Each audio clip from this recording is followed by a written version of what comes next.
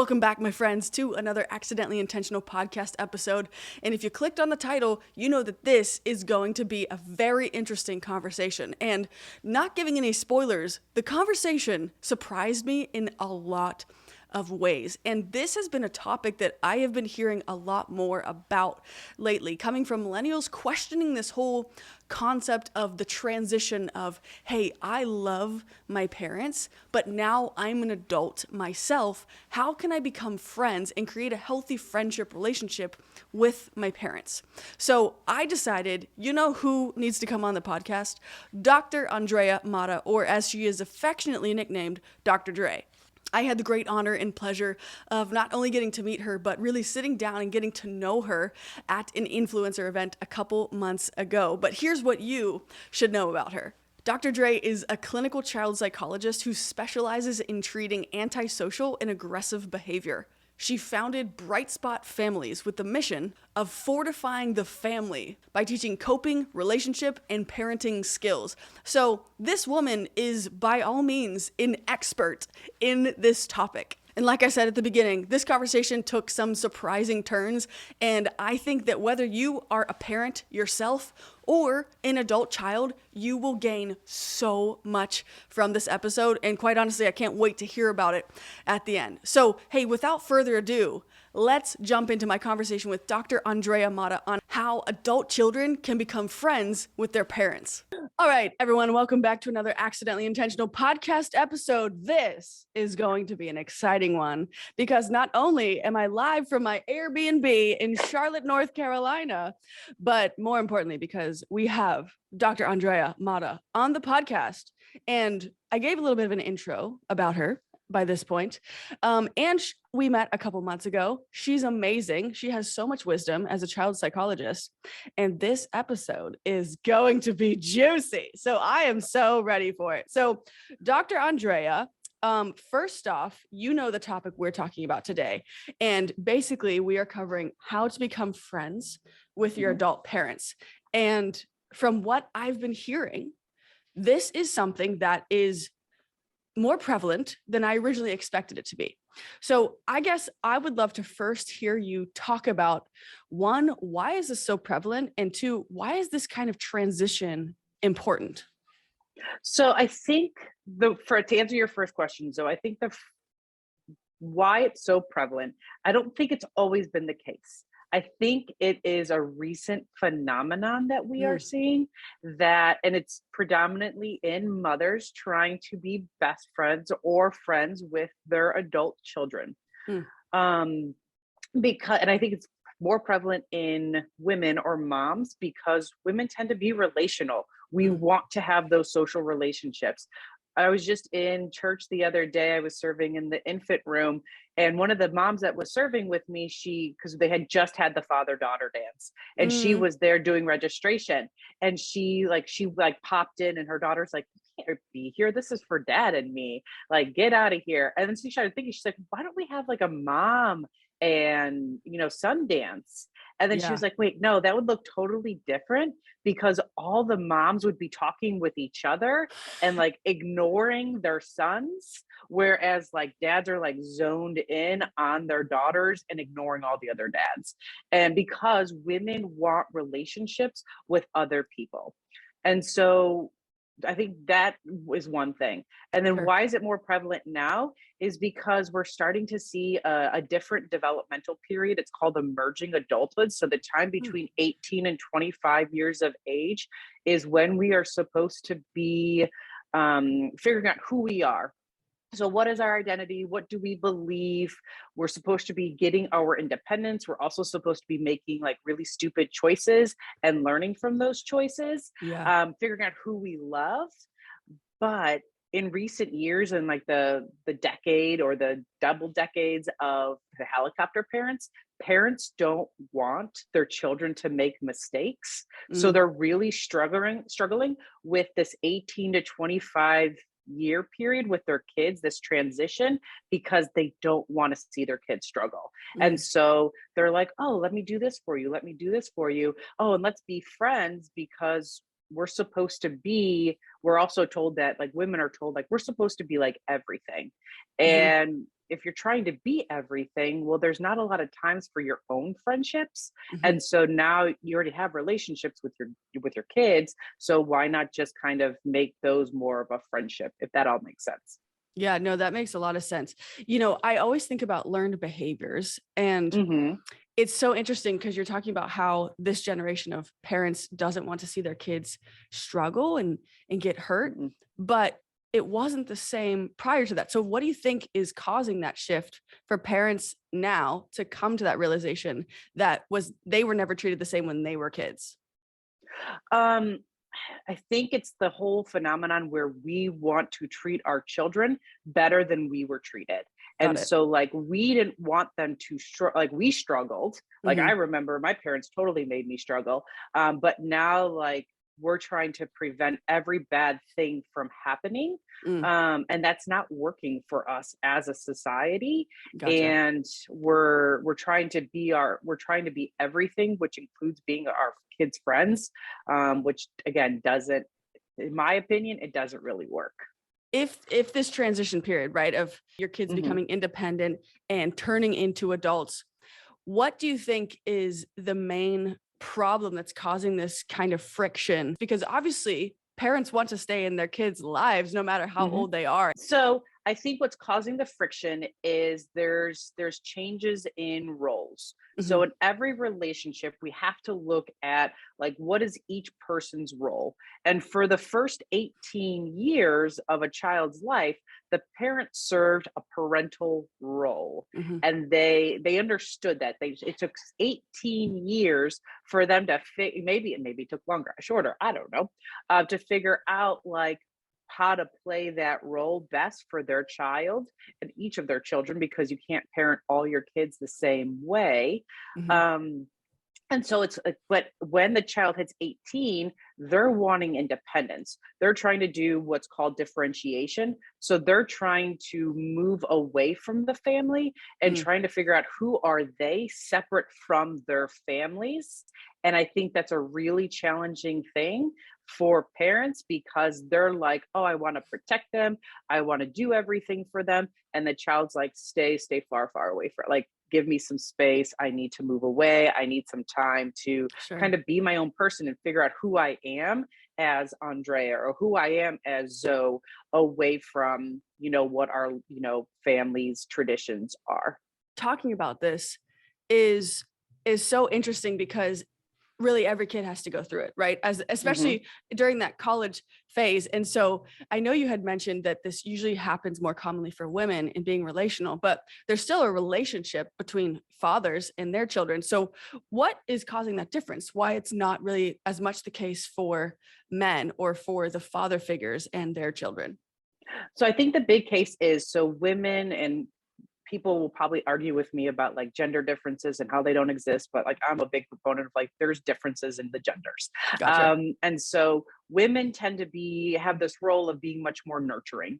And Hmm. so they have that side where they have the connection. They're talking to their children every day. They're Hmm. providing their children, emotional support. Whereas a lot of the time, fathers, their main role is to be a provider. And Mm. so like think about like conversations that you have with your dad. I know like my conversations with my dad is like, hey, what do you need? How can I help you? Like, do you need me to pick up milk for the kids? Like, it's very much like, let me be a provider for Hmm. you. Like, Hmm. hey, how much money do you need? For the 18 to 25 years of age, it's a lot of the time, it's how much, like, what money do you need? How can I provide for you? How can I make your life better? Yeah. And so, fathers are used to playing the role of the provider, whereas mothers are much more likely to play the role of the nurturer.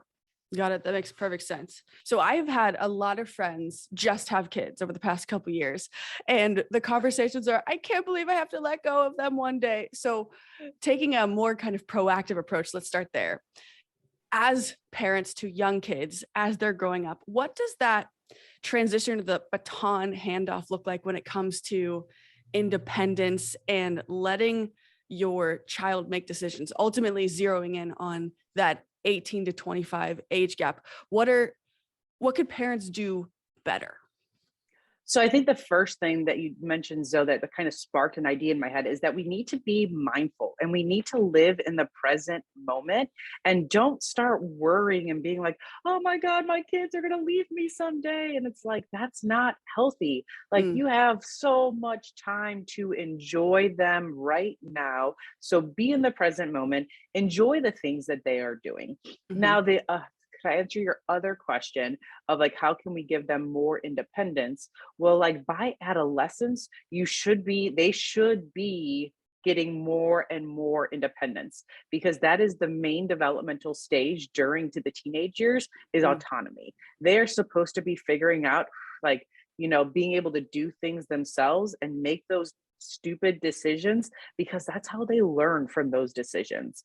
Now, mhm, for younger kids, it's all about natural consequences. So, natural mm, consequences are the things that just naturally kind of hit us because we made a bad choice. So, a lot of the time, like the story that I always give is the one time my son, he, didn't want to put on his jacket. And I was like, okay, fine. Like it's the beginning of March in October, or not October, in March, or in Ohio, and it's freezing outside, and he's going to learn.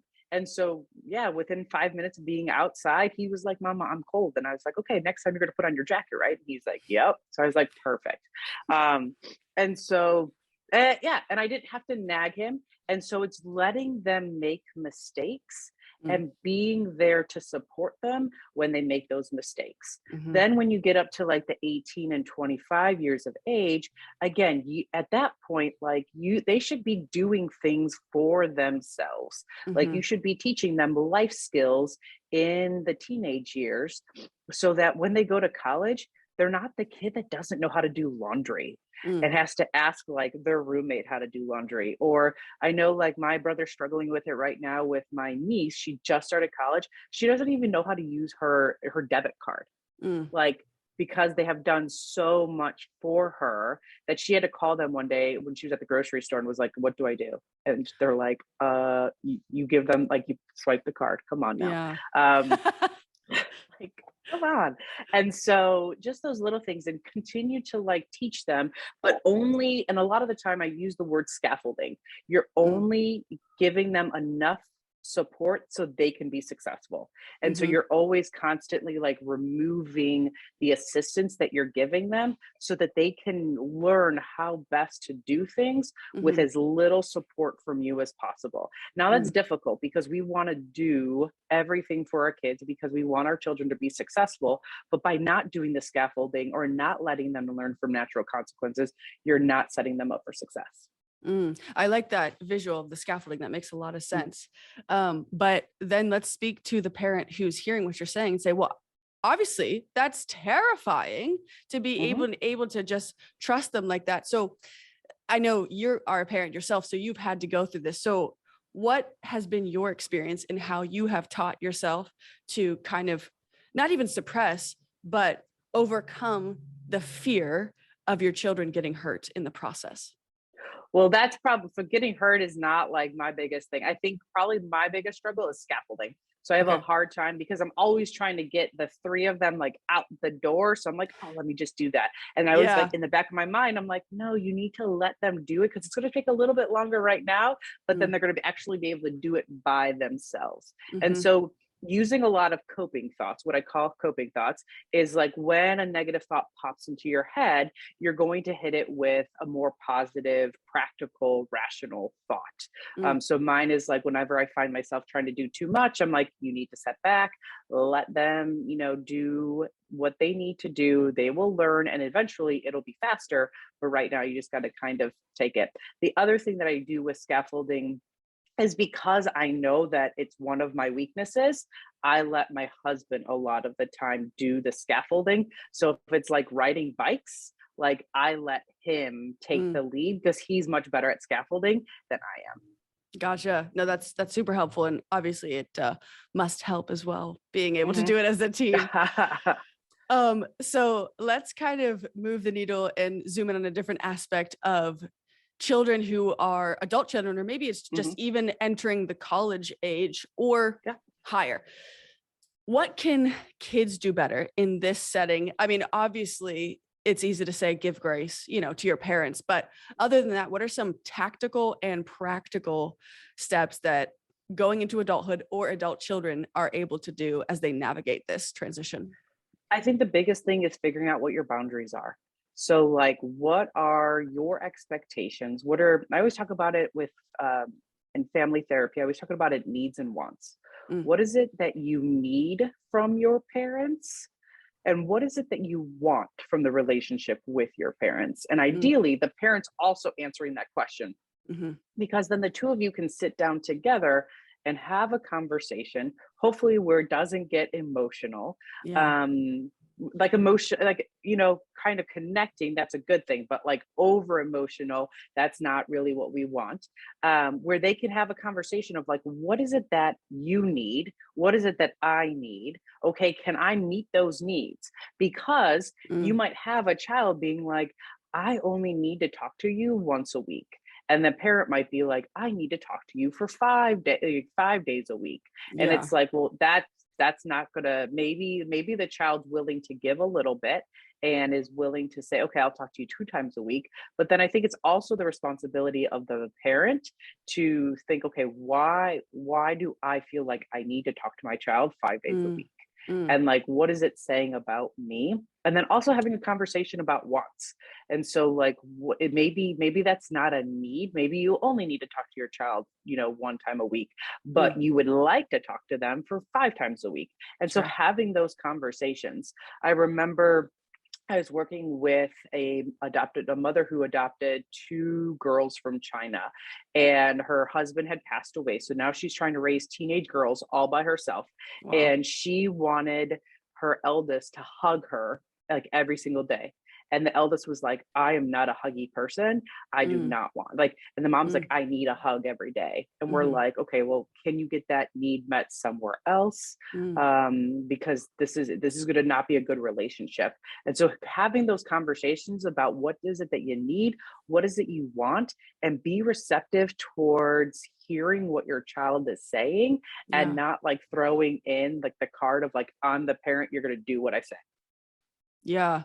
Wow. That sounds super hard though, but also a revolutionary concept of just sitting down and putting into Yeah. boxes what's a need versus want and Mhm. then communicating it, you know. Yeah. Yes. So no, that's super helpful right there. I guess my next question around that would be, how does a conversation like that, when it's two different people's ideas regarding expectations, not get emotional? Or how would you best navigate that conversation? What are some things that you have seen in your experience that helps ease any potential tension there? I think, like, kind of, you're allowed to go in and say what you want, and say what you need, say what you want. Mhm, But then if one person becomes too emotional, it's okay to take a break, and it's mm, okay to table that conversation. That conversation does not need to happen all in one sitting. Like, mhm, it might be like, oh, we can talk about this for, 10, 20 minutes. Okay, now one person needs to take a break and we need to table it for 10 to 20 minutes, and mhm, we can do that and then come back. And a lot of the time I see where some people, because we all approach those kind of conversations differently. mhm. And like, some people are like, you need to talk to me and we need to work this out. And other Yeah. people are like, whoa, like, I need some space. And it's being aware of what the approach of each person is, and Mhm. respecting that. So if both people are like, we need to work it out, well, then that works perfectly. And if Yeah. both people are like, we need some space, again, that works perfectly. But then if there's one person that's like, we need to work it out, and the other person's like, we need some space, you need to accept that the person that needs space, and give them that space, give them that time, give them that break, so that they can come back when they are not emotional. And sometimes, like, if you've tried this conversation and it goes emotional every single time, well, then maybe it's time to bring in like a third, like a mediating person. Mm, So a third person who cares for them both, or maybe even a therapist, to have this conversation. And maybe it's just a one-time session, but that could also be a thing. mm. Yeah. I've heard of this happening. So kind of a nuance of what you just said. What if only one party thinks there's a problem and the other one's like, no, everything's fine. How do you address that? Because then there's heightened emotion with someone feeling like, don't tell me I'm doing something wrong. Everything's good. You know what I'm saying? So, Oh yeah. yeah. What does that look like to you? So to me, I would automatically go to one of the coping skills that I love teaching. It's called the Dear Man. So the Dear Man is a dialectical behavioral therapy technique that you use when you are trying, it's an interpersonal technique that you use when you're trying to get an objective met.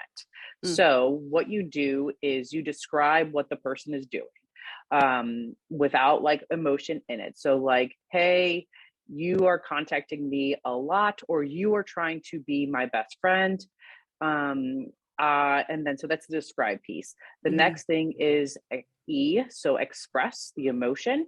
So you express how their behavior is impacting you. So I get frustrated, I feel smothered when you are wanting to be my best friend.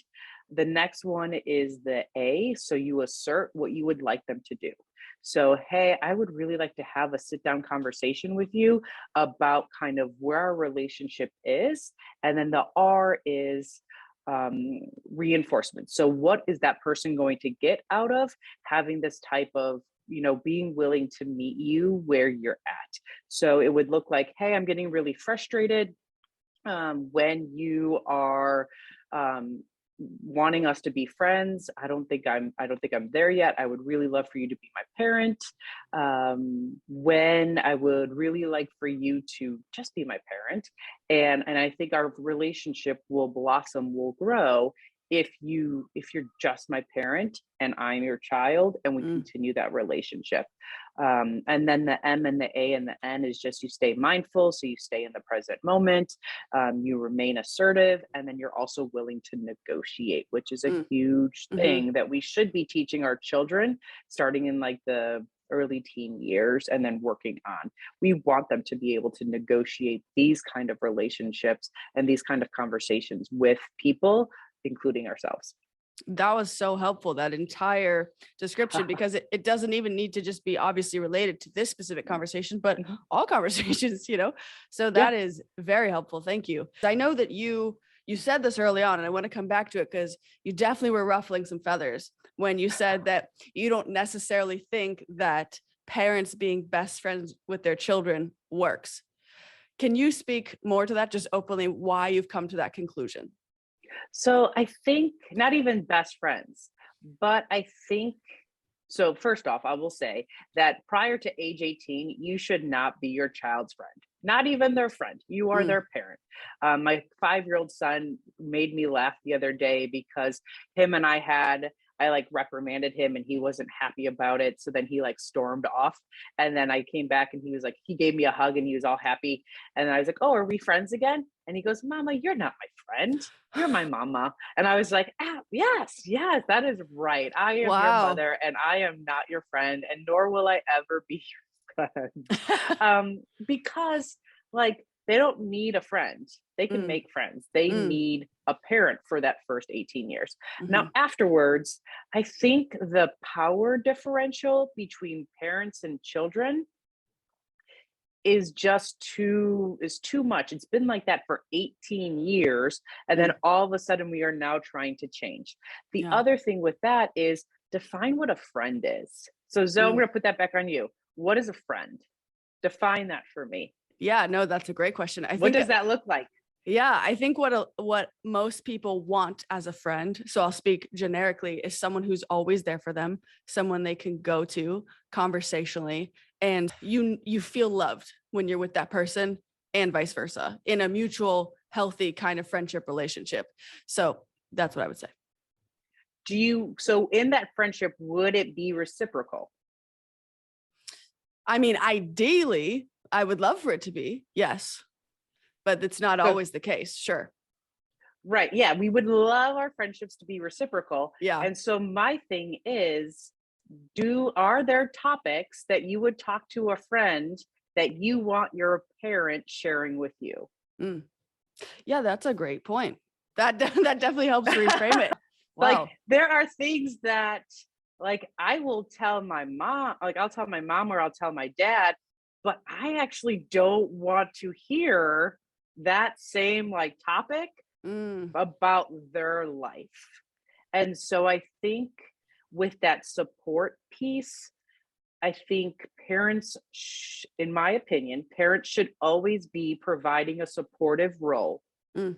And when they need support, they go to their spouse, or they're going to their parent, or they're going to their sibling, or they're going to their friends. And they're not putting all of that pressure on their child who's much younger than them to Wow. have to be able to deal with whatever it is that they are experiencing.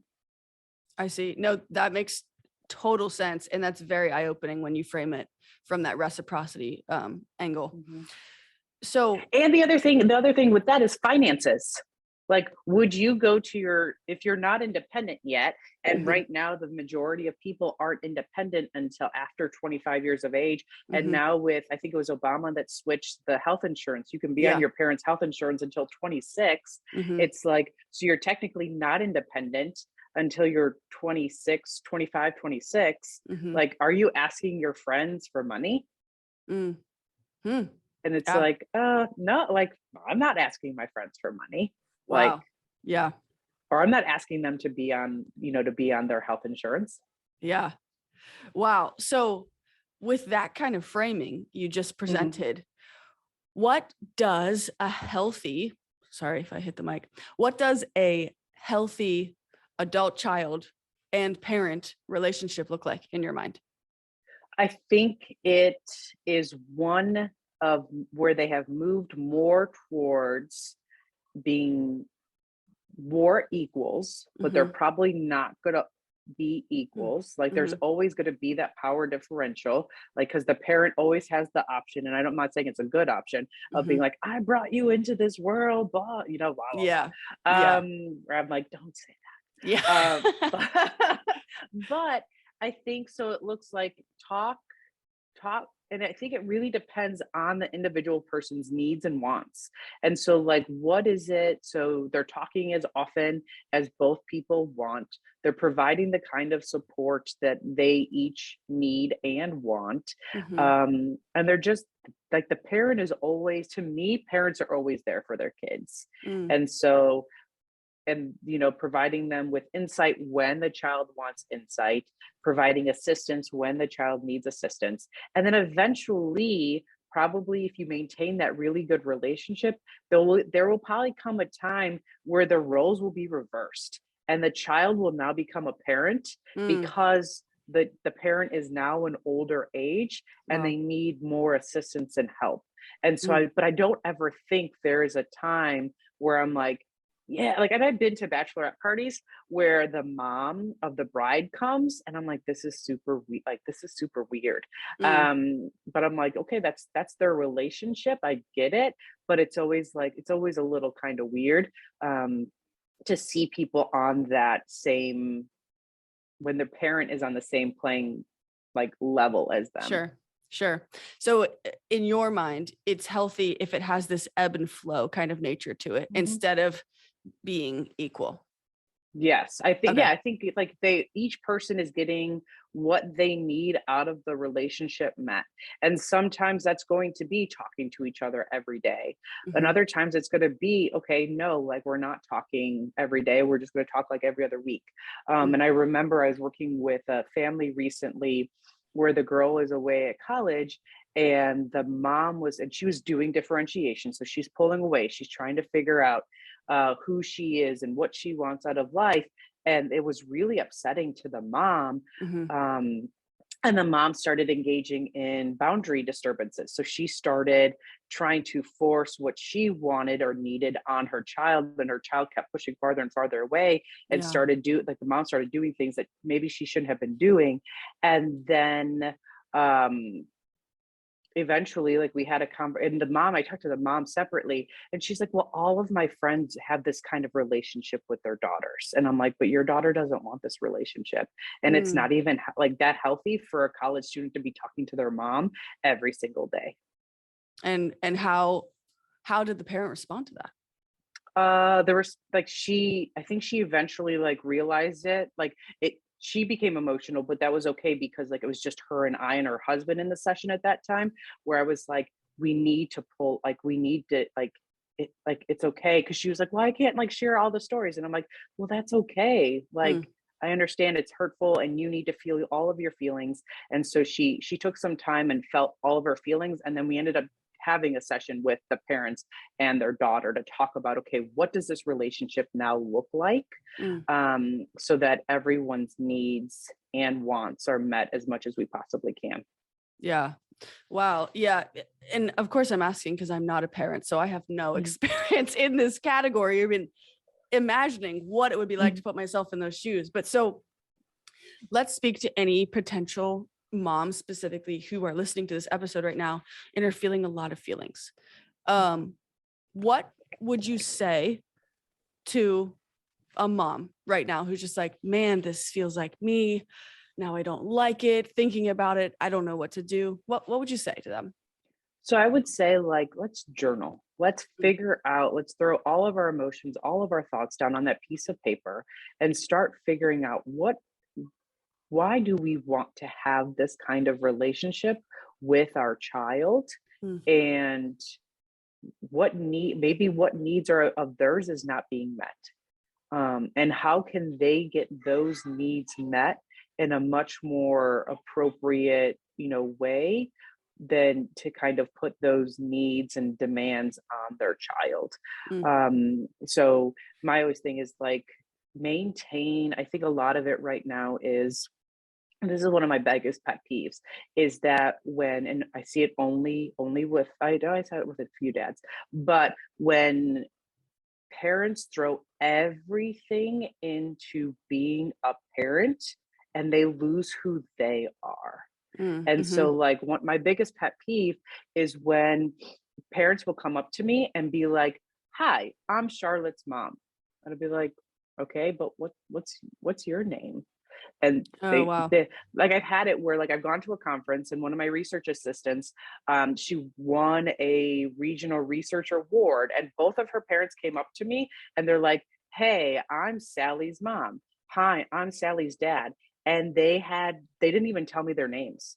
And so Mm, like I had no idea who their names were. So I had to like look at Sally's boyfriend and be like, what are her parents' names? And mm, he's like, yeah, they do that all the time. Like they don't have an identity outside of being a parent. And wow. I think that gets really hard, especially when your kids transition into the college years, Mhm. because it's like, okay, well, what are you supposed to be doing if you're not running the kids to all of their activities and doing these things and these things? And so I think you need to make sure that you're maintaining and constantly working on your identity and what you value, and then also maintaining and exploring relationships outside of your children. Yeah, I love that you just said that because I can see how easy it could be wanting to be the best parent you can, and in the Mhm. process, accidentally leaving all of your friendships behind because your child becomes, or children becomes your Mhm. world. So, what are some steps for parents with much younger children that they can do right now to make sure they don't get into that cycle, but have healthy boundaries for Mhm. their adult friendships and being a parent at the same time, that both and situation? And so I think the thing is, I always preach self care. Like to me, everyone should be using 30 minutes of self care every single day to do what they want to do, something that's going to rejuvenate them. Now, it Mm, might be exercising, it might be journaling, it might be meditating, it might be reading the Bible, or it might be more social. So I know I have a mom that I have prescribed her momcations. So like her taking like a 20-48 hour period where she has no mom responsibilities. mm, And when I take a momcation, I go off by myself. Or like my husband takes the kids and like I'm left in the house all by myself to do what I want for like a weekend. mhm. Where she always goes and is with another friend. And so I think like finding those times where you can maintain those relationships. Is it in a Bible study? I know like a group of my friends and I were going to start a Bible study over probably the next few weeks on like Jesus and women, because Mm, it was recommended for me by someone else. But like setting aside that time that you can maintain your friendships and that you're not losing them, because then mm. it's like, it's going to like, think about like when you're a teenager and you get into a new relationship and you like put all of your friends to the side, Yeah. Yeah. and then because you're all about this new relationship, and then the Hmm. relationship breaks up, because most relationships in the teenage years break up, and Yeah. then you go back to your friends and your friends like, oh, like Johnny's not, available, or Yeah. Johnny's not around you anymore, like, and so then you have to repair that relationship, and it's much easier to maintain relationships more so than repairing relationships. Yeah, no, that's a really great example because I mean, dare I take this a step further and say that in that specific example of making someone your world, it becomes idolatrous. And that Mhm. is for sure unhealthy and extremely Yeah. toxic. And so when you frame it like that, that's very convicting and eye-opening for me because it really makes it a priority for us to be able to recognize, hey, do I have healthy boundaries here? And actually Mhm. working to create healthy relationships in every sphere of my life. So that's very helpful.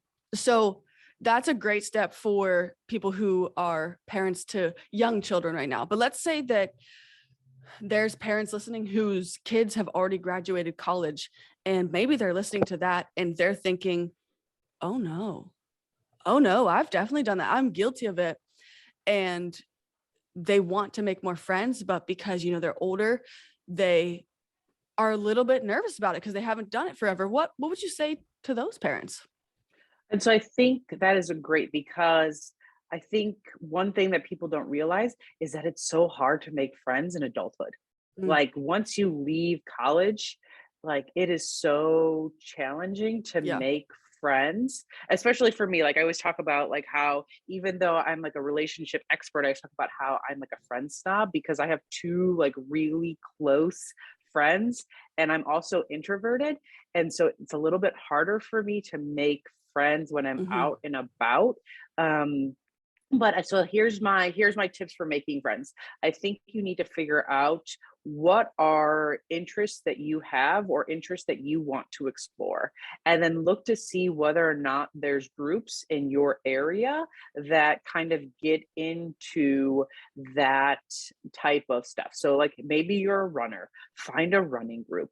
Maybe you're a knitter, so go find like a knitting group. Like there's all of these groups out there now that COVID's kind of dying down. Hmm. There's all of these groups out there that you can tap into to meet people with similar interests as yourself. That is going to allow you to build those friendships. I remember my one of my closest friends, Liz, her mom, she works for United, and she, before she retired, she would just take trips like by herself without her husband, because her husband doesn't like to travel, and then Mm, she would just find like other friends and be like, hey, do you want to travel? Like, let's go. Like I'll buy the airplane tickets. And so they would go to Taiwan and that's Hong awesome. Kong. Yeah, and so they would just travel, and just kind of be together and build those friendships. Wow, that's awesome. Mhm. I think that's a great starting point because yes, it's hard, but it's also worth it at the end of the Yeah. day, right? Mhm. This is friendships and relationships are the lifeblood in what actually gives us life. I think, I mean, Mhm. as Dr. John Deloney says, we're created for Yep. connection. So Mhm. yeah, no, that makes total sense to me. I know we've talked about boundaries here and there across the conversation, but I would love for you to unpack and explain, because you are an expert, why boundaries are actually important and not just a want, but a need.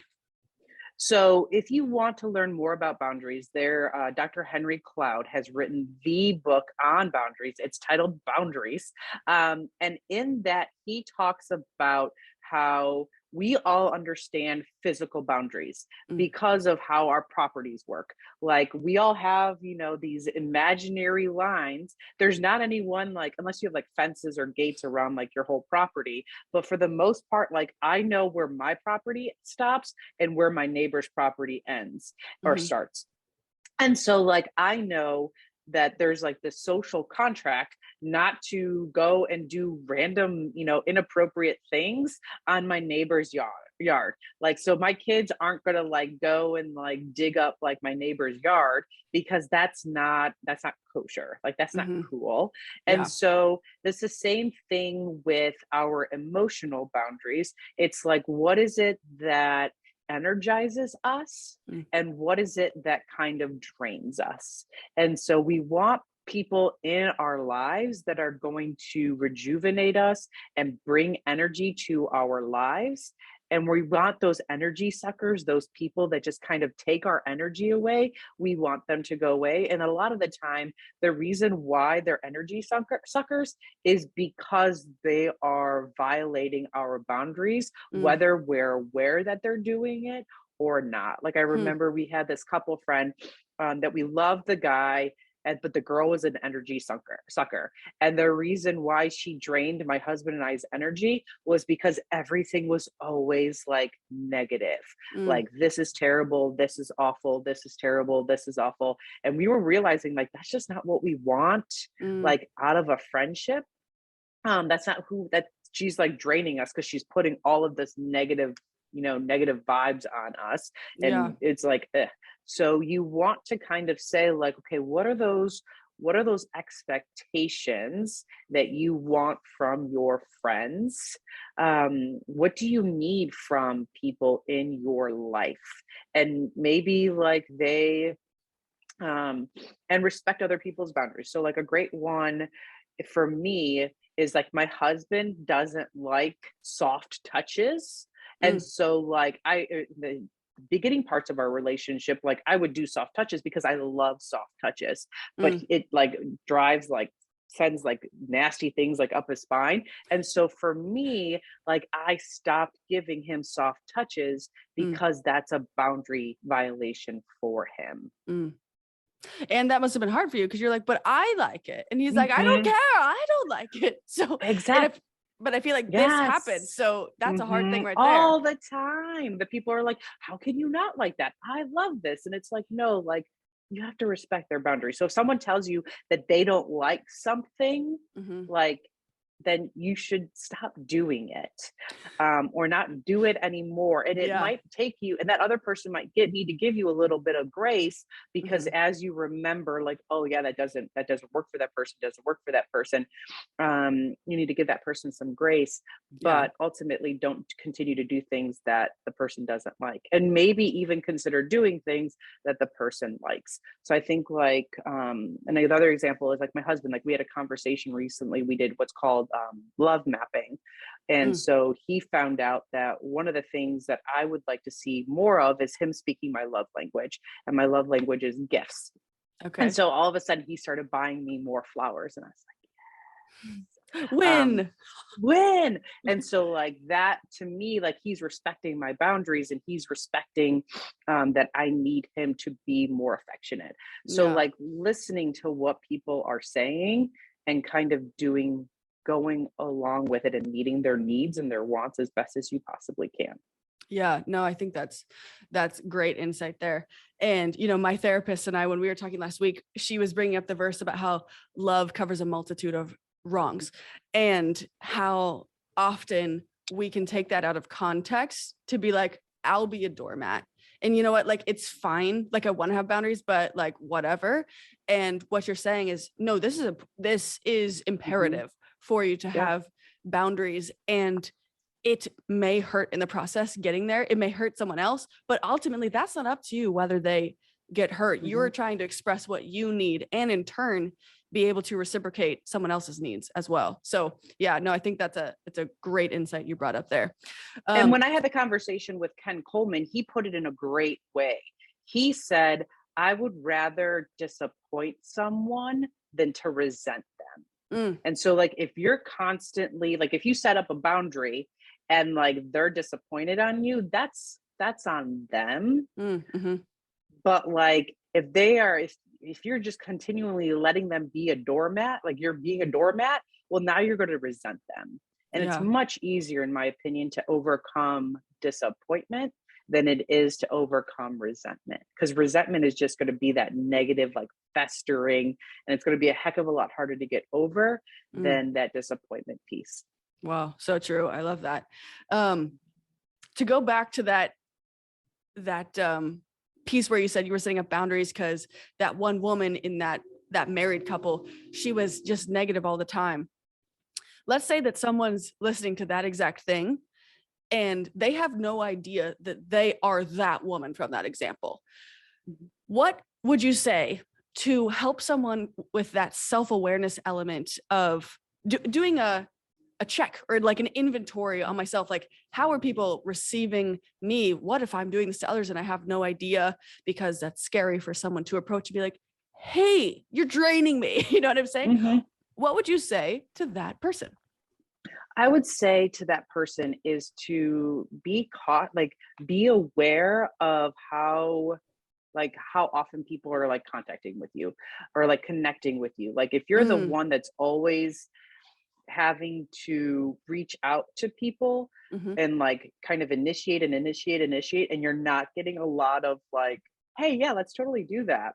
That might be like a sign, like beep, beep, beep. Like maybe you're a negative Nancy and people don't necessarily want to be around you. So just kind of like, hey, if you're asked someone like, hey, Zoe, like, do you want to hang out on Wednesday night? And they're like, oh no, I'm like washing my hair. Like that's a bad sign. Yeah. And they don't give you, I think the other big thing when I talk about relationships is if the person can't do the time that you gave, but they don't give an alternative time or an alternative thing, that's a good sign that they don't really want to spend time with you. Because I know for me, like if someone like that I wanted to hang out with was like, hey, can you do this on Friday? But I can't do it on Friday. I'll be like, I can't do it Friday, but I can do it Saturday. So just kind of giving that alternative time is a way to like gauge someone's interest in like a friendship or even in a romantic relationship. Sure. No, that's great. And I want to clarify that real quick, because I know that one of the things I discuss often is that when you're building relational wealth, I have never seen it be an equal balance. I'm always the one who's reaching out because I'm trying to be intentional. But the difference that Dr. Andrea is saying is that watch the response. It's not about how many times you reach out, but how interested people are to actually meet back with you. So no, I think that's super helpful right there. Well, this has been a very insightful conversation, but of course, I just want to leave it open for you. Is there anything that we didn't talk about on this that you would love to address? I think the other thing that we probably haven't talked about is like one of the worst things that so if we bring it back to like the original topic of like parents and their adult children, I think one of the worst things that you can do if you are a parent and trying to establish a friendship with your adult child is like flip flop the power differential. So like if you're trying to be their best friend and then you're doing that for a few weeks, and then in a little bit, like you flip it and you're like, no, now I'm the authority figure. Well, now your child doesn't know like what to get from this relationship. They don't know whether or not they should approach you or whether or not they should pull away. They don't know what their expectations of you are. I know I've been working with this client in their early 20s, and their parent is just like, you need to figure out what you want to do with the rest of your life, and you're smoking too much marijuana. And then when I had the conversation with the client was like, she buys me my marijuana. And I was like, well, now that is confusing. You're telling your child you're smoking too much marijuana, and then you're the one purchasing the marijuana. Like, come on. And then like they're like, she needs to figure it out, and they're like very aggressive, and then they like pull away and they're very permissive. And so like you have to stay consistent, and you have to have those conversations about the changes in roles, because whenever there is a problem in relationships, it's usually because the roles are changing of the two people, but they haven't negotiated those roles yet. Wow, that's super great. And yeah, going back to that, because I know that we talked about it kind of midway through the episode, but coming in with that whole dear man technique that you outlined, and addressing, putting on a piece of paper wants versus needs, and both people coming to the table, being willing to present them and be open-minded to negotiate, meet in the middle, to find a way to create a relationship balance where both the parent and the adult child thrives. Absolutely. That's awesome. Well, I thank you so much for your time, Dr. Thanks for Andrea having Mata. me. You are the best. This was riveting. Honestly, this was an amazing conversation, and I can't wait to hear how many people this helps. So thank you so much for your time and for being on the Accidentally Intentional podcast.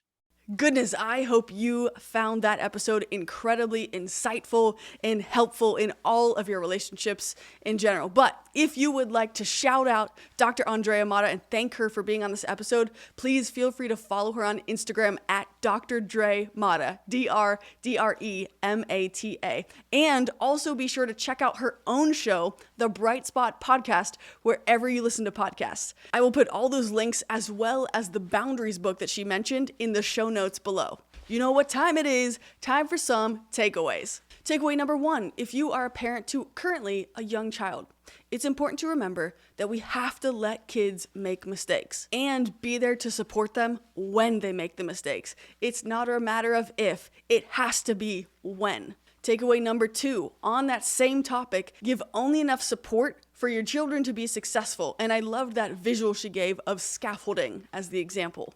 Number 3, if you are an adult child and or a parent who's ready to have this conversation that we discussed today, it's important that both parties come in having figured out the question, what are my needs and what are my wants? And be prepared to discuss it, and of course be prepared to listen to what the other person has to say as well. Number 4, I thought it was incredibly helpful whenever she broke down that Dear Man technique when trying to get an objective met. And to recap, the Dear Man technique is as follows. The D is for describe what is happening without emotion. The E is for express how the behavior is impacting you using I feel statements. A is for assert what you would like them to do. R is for reinforcement, which unpacks what the other party would get out of this. So for instance, here's what the win will be. The M is for mindful and remembering to stay in the present moment. A is for asserting again. And the N is for be prepared to negotiate throughout the conversation. And this Dear Man technique, as she addressed, is helpful for any conversation in any relationship in your life. I thought another interesting and eye-opening takeaway was that the goal and the role of parents is to support their children and remain in that supporter role. And when parents need support, it's important for them to go to either their parents, their friends, people in their own life, and not put that, what could be a burden, onto their own children, as they cannot be that equal source of support, no matter how old those children are. Number 6, it's important for parents to not throw their entire identity into being a parent, insofar as they lose themselves in the process. Number 7 was that quote, I would rather disappoint someone than end up resenting them, when it comes to realizing that you may need to have a boundaries conversation with someone else that you love. And number 8, I thought it was so interesting whenever Dr. Mata said the problems in relationships usually stem from a role change that hasn't been negotiated yet. So again, as I said, I love today's episode, and I felt like in a lot of ways, it was a masterclass on how to have hard conversations with the people that you care about. So guys, if you felt like this episode impacted you, please share it. We want to get the word out there, post it on social, send it to somebody that you know might be in the same scenario. I love you guys so much, and I'm so honored to be able to continue working on building relational wealth with all of you together. So let's keep it up. You know where to find me. I'll see you back here in 2 weeks on the Accidentally Intentional podcast. If you enjoyed this episode and just feel the urge to really dig deep and build greater relationships in every aspect of your life, then click on this one because I feel like you're gonna love this episode as well. I sit down with my best friend and we discuss how to find and become an intentional friend. So click on that link there and I'll see you in the next video.